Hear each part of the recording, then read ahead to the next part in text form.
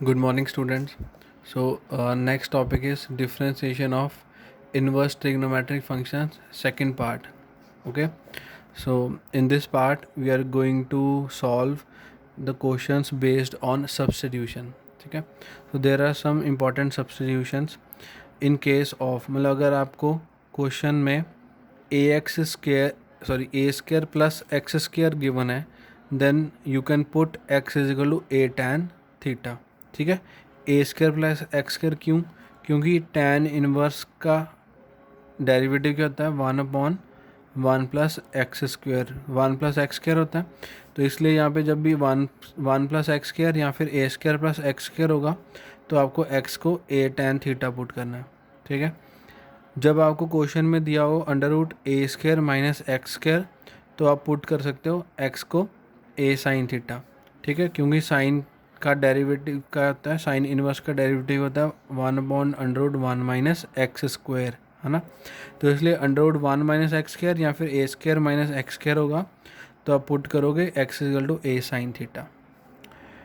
अगर आपको क्वेश्चन में दिया है √x² माइनस a स्क्वायर, फिर आप पुट करोगे x को a सीकेंड थीटा. ठीक है. जब क्वेश्चन में दोनों ही a 1 प्लस एक्स स्क्वायर और 1 माइनस एक्स स्क्वायर जब दोनों ही दिए हों न्यूमरेटर डिनोमिनेटर में, तब आप क्या करोगे? या तो एक्स स्क्वायर को कॉस थीटा पुट कर लो या फिर x को tan थीटा पुट कर लो. ये दोनों में से कोई भी एक पुट कर सकते हो depending upon the question and the situation given in the question. ठीक है. तो मोस्टली क्या होता है, जब ये दोनों टर्म्स अंडर रूट के अंदर पड़ी होंगी मोस्टली, तो एक्स स्क्वायर को आपको कॉस थीटा पुट कर देना. उससे क्या होगा, जब आप 1 प्लस कॉस थीटा या 1 माइनस कॉस थीटा का जब फॉर्मूला लगाओगे तो अंडर रूट हट जाएगा.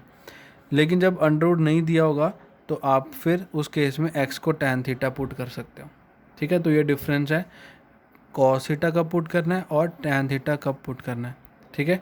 तो ये सारा को हम अब एग्जांपल्स में देखते हैं. ठीक है. फॉर एग्जांपल अब मुझे क्वेश्चन में दिया है differentiate cos inverse 1 minus x square upon 1 plus X square. तो इसको हम पहले y मान लेते हैं. अब इसकी डिफ्रेंशिएशन करते हैं. ठीक है. इसकी डिफ्रेंशिएशन करनी है with respect to x.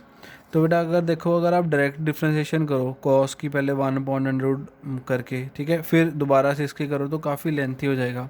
Substitution से थोड़ा ईजी हो जाता है. ठीक है. अब इस केस में देखो कि अंडर नहीं दिया हुआ, सिर्फ 1 minus x square 1 plus X square, तो ये फोर्थ वाला केस बनेगा. अब इस केस में क्या करेंगे हम, x को put x is equal to tan theta. ठीक है. तो यहाँ से थीटा की वैल्यू क्या आ जाएगी?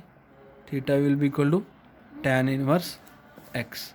Now substitute the value of x in this equation. So y will be equal to cos inverse 1 minus tan square theta upon 1 plus tan square theta. ठीक है. अब आपको पता है कि ये 1 minus tan square theta upon 1 plus tan square theta किसका formula होता है? ये फॉर्मूला होता है आपके पास cos 2 थीटा का.